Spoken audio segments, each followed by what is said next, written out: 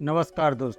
श्री रामचंद्र जी की आज्ञा पाकर सदैव बड़े भाई के हित में लगे रहने वाले लक्ष्मण क्रोध में होकर किष्किंधा की ओर चले। मार्ग के वृक्षों को बलपूर्वक गिराते हुए, पर्वत शिखरों को उठाकर फेंकते हुए, नगर की ऊंची ऊंची अट्टालिकाओं से सुशोभित बाजारों और चौराहों को पार कर वे सुग्रीव के राज प्रसाद में पहुंचे।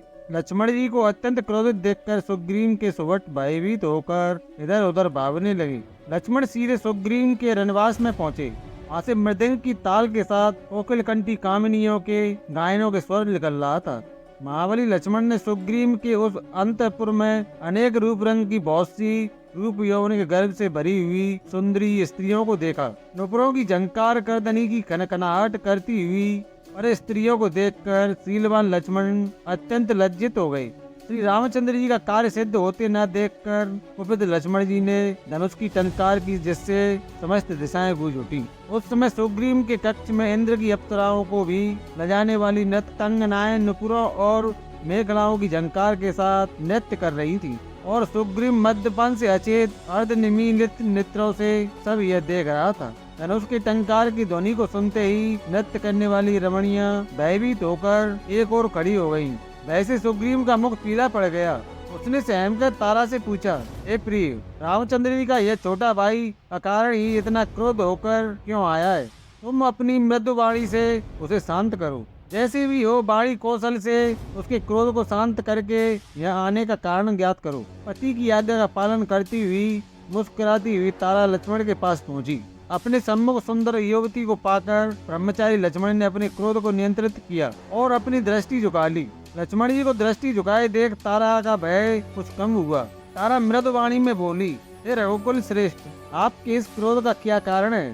क्या हमसे कोई अपराध हुआ है? यदि आपके दास सुग्रीव से कोई अपराध हुआ भी है तो भी आप जैसे उदार एवं क्षमाशील महापुरुष को उसे क्षमा प्रदान करनी चाहिए। वे आपके सेवक हैं, कृतज्ञ नहीं हैं, और न ही वे कपटी और मिथ्यावादी हैं। आपके उपकार को वे सदा स्मरण करते रहते हैं और आप दोनों भाइयों का ही गुणगान करते रहते हैं। श्री रामचंद्र की कृपा से ही उन्होंने अपने राज्य को रूमा और मुझे प्राप्त किया है। भारी दुख के बाद सुख मिलने के कारण उनसे कुछ भूल हो गई है और वे आपके दर्शन न कर सके। आप तो जानते ही हैं कि विश्वामित्र जैसे महामुनि भी घृताची नामक अप्सरा पर मुक्त होकर 10 वर्ष तक उसके साथ सुदमा करते रहे। ये सुग्रीव तो एक साधारण व्यक्ति है। हे राघव, मैं हाथ जोड़कर प्रार्थना करती हूँ कि आप उन्हें क्षमा कर दें। मैं आपको विश्वास दिलाती हूँ कि वे श्री रामचंद्र जी के कार्य के लिए राज्य का सुख मुझे, रूमा को और अंगद को भी छोड़ देंगे, और जब तक जनक दुलारी सीता जी को श्री रामचंद्र जी से नहीं मिला देंगे तब तक शांति से नहीं बैठेंगे। वानरों के सरदारों को बुलाने के लिए दूत भेजे जा चुके हैं। आज ही वे सब लोग आने वाले हैं। उन सबको ले जाकर वे आज ही सीतापति के पास जाएंगे। आप क्रोध त्याग कर मेरी बात पर विश्वास करें। मैं कभी मिथ्या भाषण नहीं करती। तारा के वाक्यों से शांत होकर लक्ष्मण जी सुग्रीव के पास पहुँचे। लक्ष्मण जी के पहुँचते ही सुग्रीव अपने आसन से उठ खड़ा हो गया।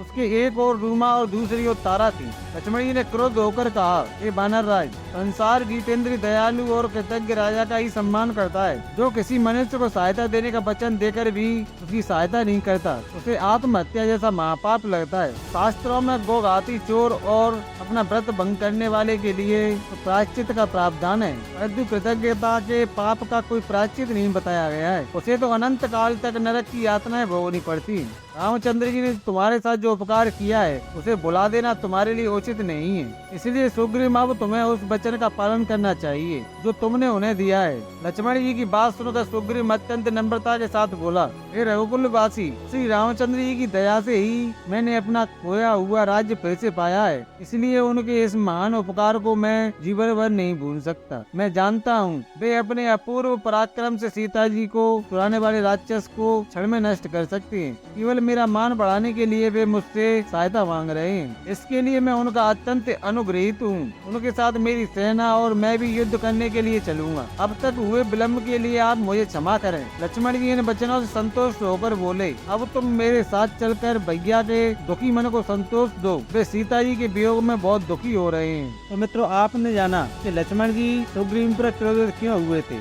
तो मित्रों ये कथा कैसी लगी हम आपसे उम्मीद करते हैं कि ये कथा आपको पसंद अवश्य आई होगी। तो इसे लाइक करने के साथ साथ इसे शेयर भी अवश्य करें। और अगर आपने हमारे भक्ति कहानियाँ चैनल को सब्सक्राइब नहीं किया है तो इसे सब्सक्राइब जरूर कर लें, ताकि हम ऐसी ही और भी आध्यात्मिक कहानियाँ आपके साथ साझा कर सके। तो मित्रों जय श्री राम जरूर बोले। नमस्कार और धन्यवाद।